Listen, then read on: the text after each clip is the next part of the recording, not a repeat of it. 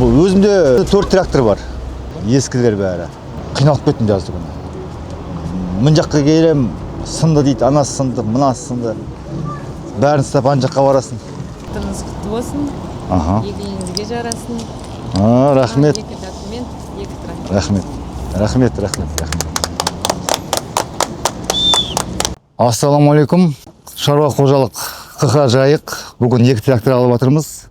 Каскиот компаниясынан. Мынау трактордың таңдаған себебі біріншіден моторы атмосферный, простой аппаратура. Екіншіден кабинасы жақсы сапалы жасалған.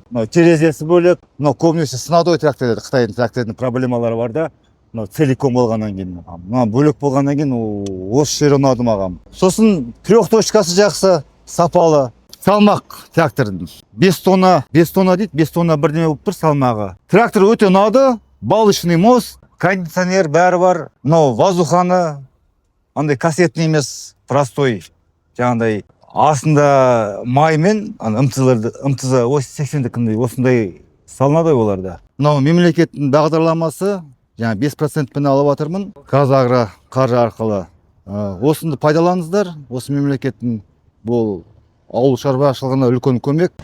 Ірі қара жер шаруашылық, егістік жерлер бар 200 гектардай. Сол Каскиоттың представительдеріне өте рахмет. Лаура, Нұрсұлтан,